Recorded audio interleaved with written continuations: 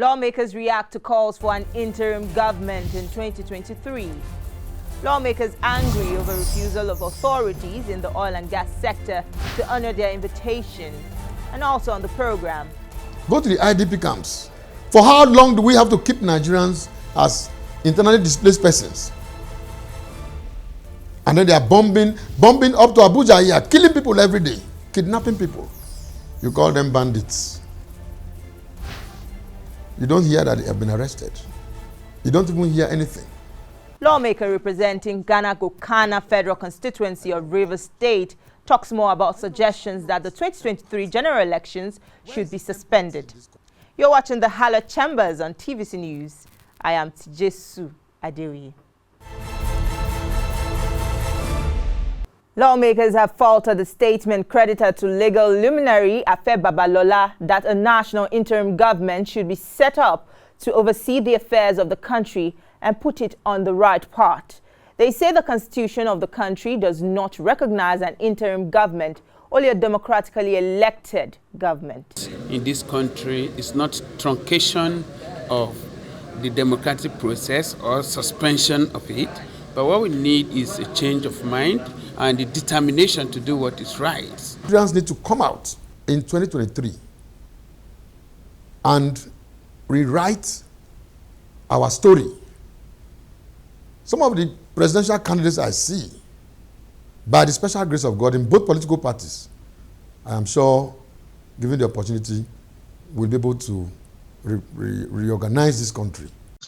You don't change the role of the game, football game, at the middle of the game. There is no need or circumstances that necessitated an interim government in the circumstance. That could be a subtle invitation to anarchy. To this lawyer and politician, the Constitution needs extreme overhaul, not just the kind of cosmetic amendments that we are currently engaged in between the National Assembly and the State House of Assembly. Of course, it's been said times over and over again that we have a constitutional arrangement which has its authority not on the people. The first sentence of the Constitution is a lie. The other committee investigating the state of the nation's refineries are again upset over the refusal of the relevant authorities in the oil and gas sector to honor their invitation to get clarity over some issues in the sector. For the fourth time, lawmakers waited endlessly for the Minister of State for Petroleum, Timi Pre-Silva, the CEO of the NNPC, Mele Kyari, and the general managers of Warri, Port Harcourt, and Kaduna refineries. Now the other committee has threatened that if those invited fail to show up on the new scheduled date, a warrant will be issued for their arrest. Parliament found it wise to set up a committee to look into the issue. And then the NNPC is a vision to appear, it shows that they have something to hide. the chairman gave them the other time that this is the final day for them to appear before we have applied appropriate action of the parliament. And that had been done. If contracts have been awarded, money paid, and job completed by our books and their books, why the referendum is not working? The committee is worried that the Port Harcourt Refinery Company, Warri Refinery and Petrochemical Company, and Kaduna Refinery and Petrochemical Company had all been operating at gross losses since 2010. Joining us on the program is a lawmaker representing Ghana-Gokana Federal Constituency in Rivers State. Welcome to the program. Thank you so much. What is your take on the suggestion by the legal icon Afe Babalola that an interim government be put in place instead of the 2023 general election? Well, he's a man that I have deep respect for, and I'm sure most Nigerians also have respect for him. And he's also entitled to his opinion. But as an individual, I doubt if I'm in agreement with him, particularly because if you understand what we're going through in this country, in the first place, if you suspend the constitution and say you're going to put in place an interim government, who will appoint those that will become, those that will be at the helm of affairs in the interim government. How are you going to run it and all of that? So, but I think, I strongly feel that flowing from where we are today, Nigeria, we have had so many conferences and all of that. I think the very last under the Jonathan administration was quite deep. And I believe that a lot of people have come together to look at some of those conferences, the outcome of those conferences, and have come to agree with the fact that its implementation will go a long way in addressing most of the problems of Nigeria. So I think that Nigerians will have an opportunity in 2023 to elect very strong leaders. When I mean strong leaders, not strong leaders that will fight, those that will punish people and all of that. Those who are prepared to change things in this country. And if we have such leaders coming up, particularly a president that is prepared to address the issues of insecurity, our poor economy and all of that, I think that, look at what's happening look at Kagame and many other leaders in the world. We don't have to suspend our constitution and now toe to the line of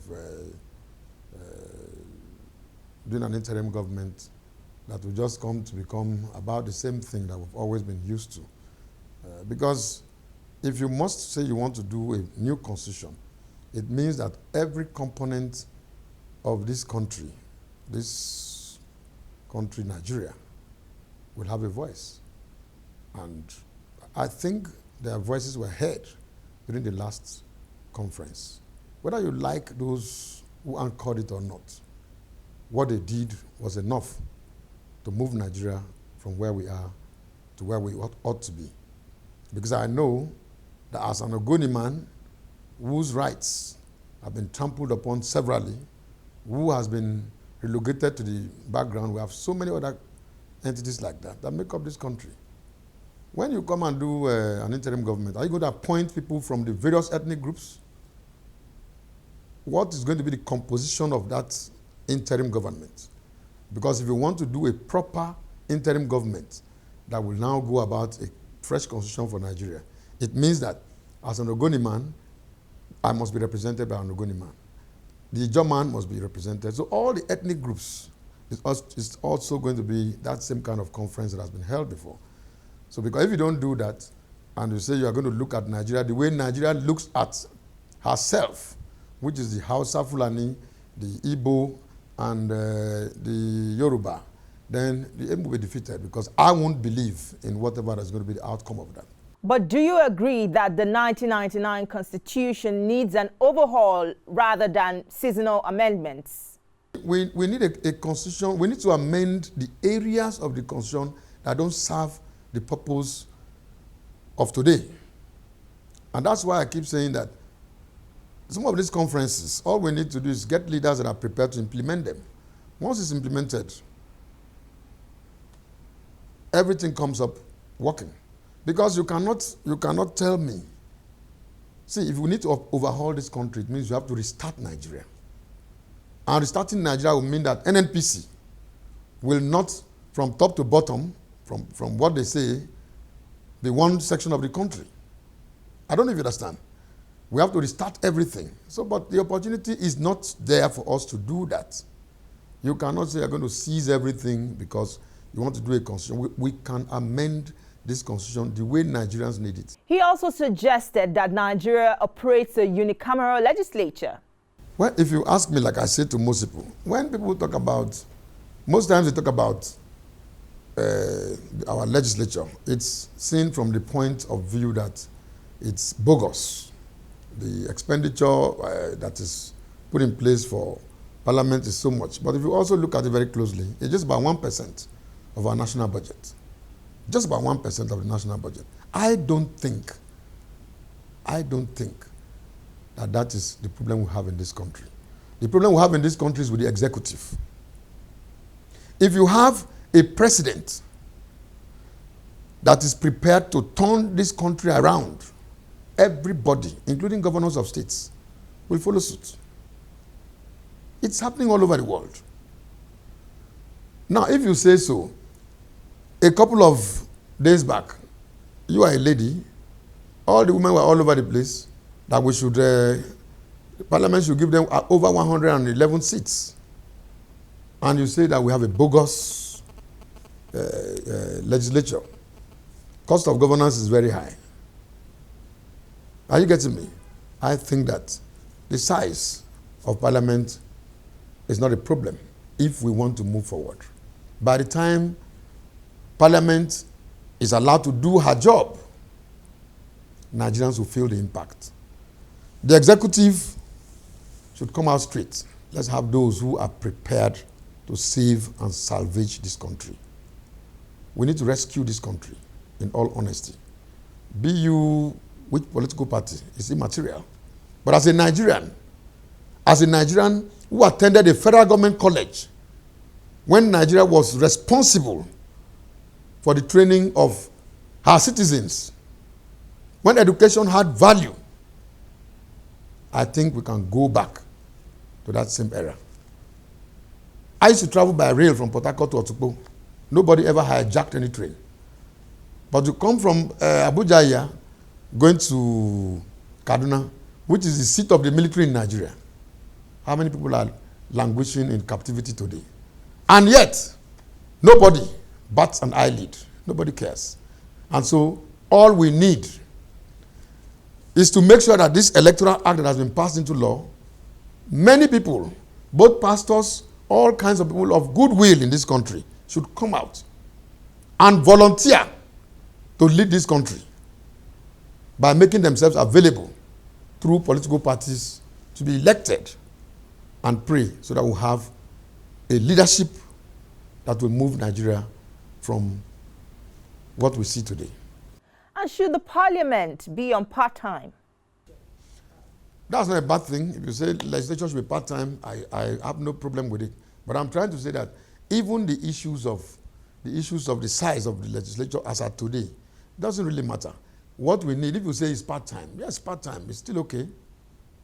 Part-time is still okay. But the size, there's no problem about it.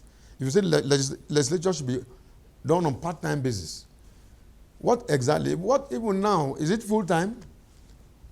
Because how much is my salary at the end of the month? So it's as good as even me, and I cannot go into certain endeavors. If it's part-time, I can go to all endeavors. Go into all endeavors, you understand?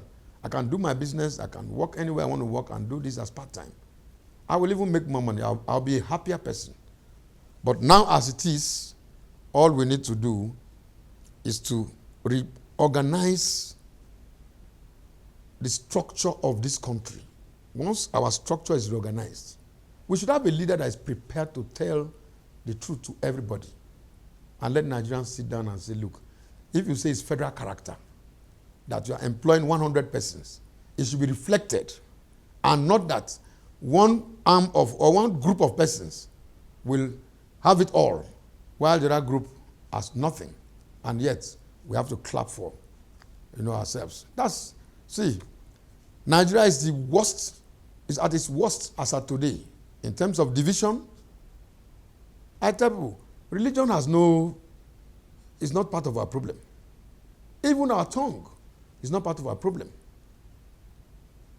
But we don't have those who are Nigerians, true Nigerians, who have come out to make Nigeria great and Nigerians proud. What we have today is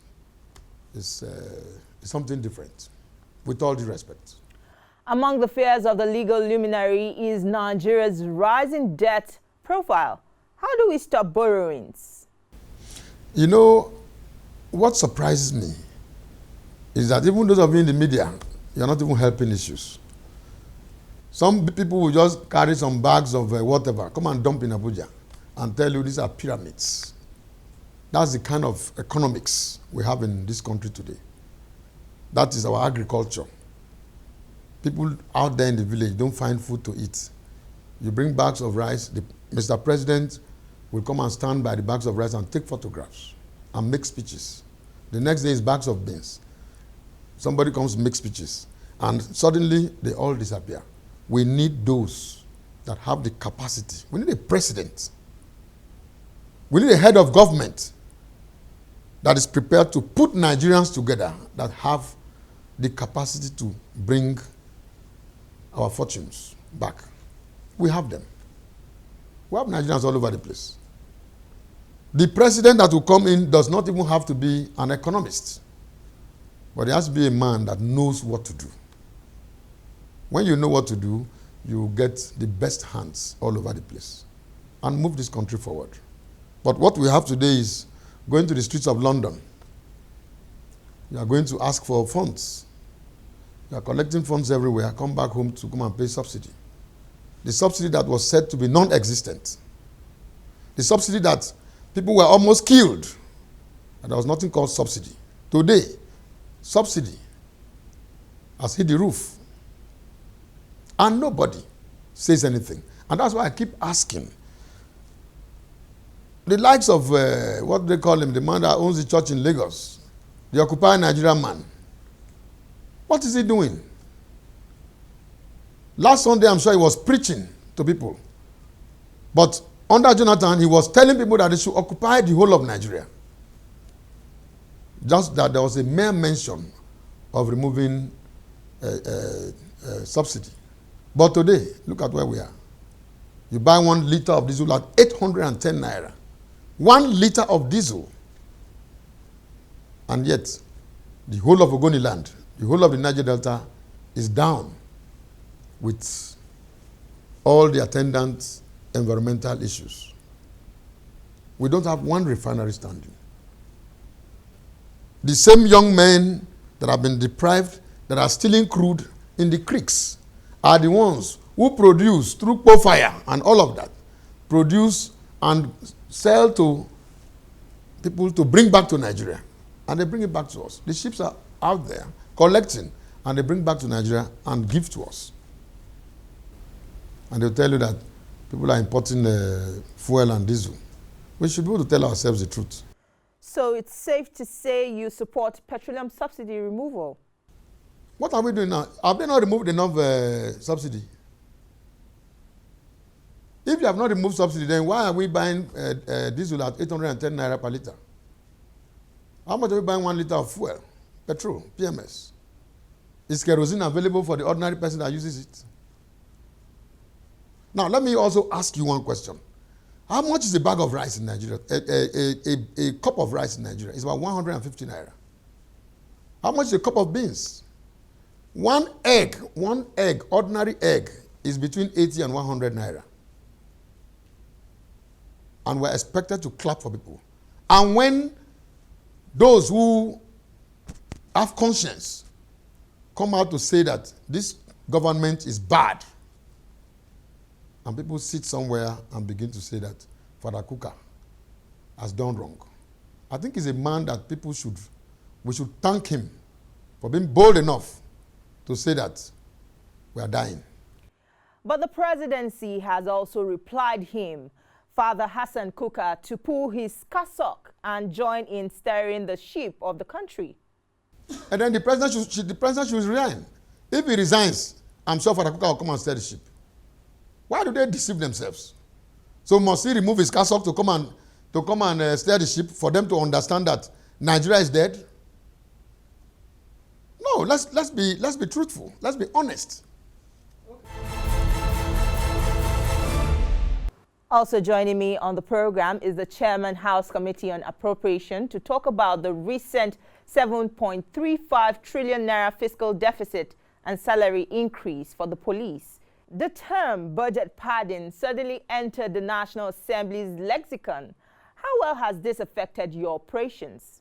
To me, as Chairman of Appropriation, I don't know. Maybe there are people that have said padding. But me, as a legislator today, I don't know what is called padding. I'm doing my job as a legislator. So one budget I've brought to Assembly was the work of the Assembly. We need to work on it. I can remove, I can change, I can amend. That is not padding.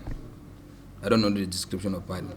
Many of your colleagues have argued that the huge sum of money allocated to the security agencies in the past years have not yielded desired results, especially the fight against terrorism.